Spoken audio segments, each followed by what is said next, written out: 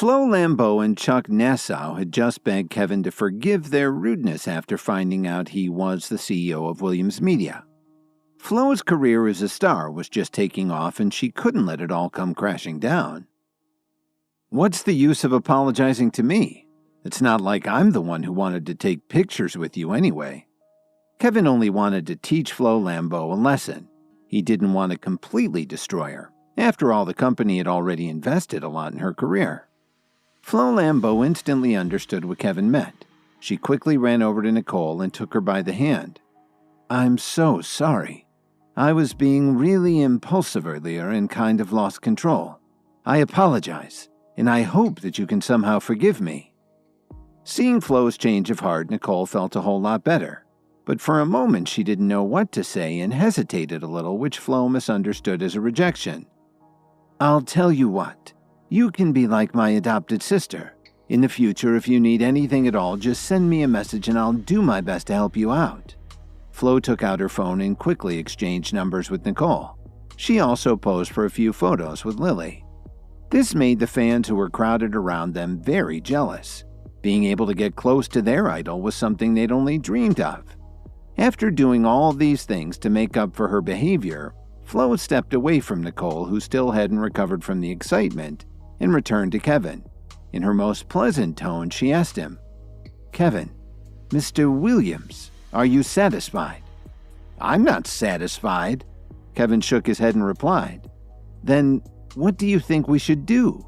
Flo lowered her head and asked him. She decided that if she made Kevin forgive her, she'd even be willing to spend the night with him. But Kevin didn't have anything like that in mind. A mocking expression appeared on his face. "Didn't you just say that you came to Chicago to meet with your fans? Well, I don't want to keep you from doing that. From now on, if anyone enters this mall, you need to take a photo with them. I'll ask someone to keep an eye on you from the control room. If you miss even one of them, you'll have to bear the consequences." Then Kevin turned to look at Chuck Nassau. He walked up to him and patted his shoulder.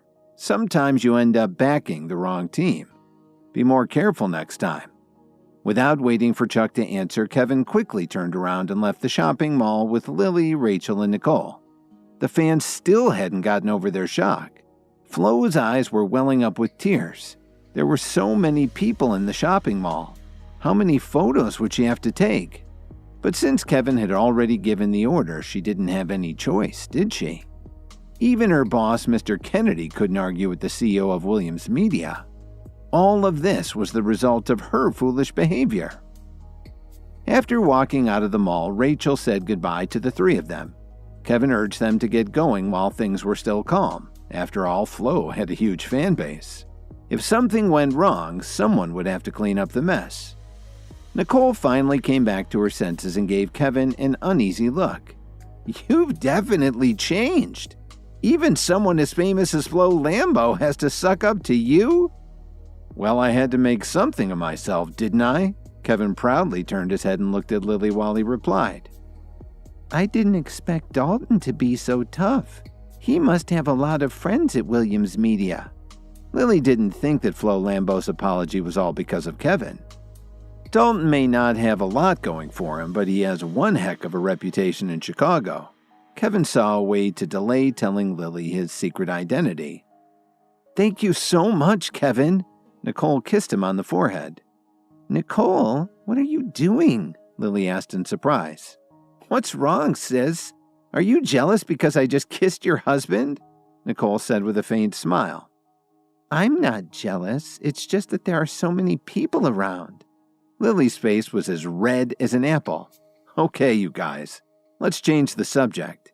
Anyway, it's still early. Do you want to go for a walk?" Kevin was feeling really good about himself. Lily and Nicole readily agreed. The three of them spent the rest of the afternoon shopping. The mall had a lot of good restaurants, so they also got a bite to eat. Kevin's job was to follow them around carrying all of the shopping bags. Then they went to a movie. It was a very long day, and when they got back to the condo, Dorothy had already gone to bed. Kevin threw all the bags on the sofa and plopped down in exhaustion. "I'm really tired after walking around for the whole afternoon. Lily, let's go take a nice hot shower," Nicole teased. "Kevin, Do you want to join us?" "Really?" Kevin suddenly became a little more energetic. But the next second, he clearly felt Lily's eyes burning a hole right through him. She snapped, "What do you think the answer to that is, honey?" "I think we'd better forget about that idea. You two go ahead and clean up. I'm pretty tired right now."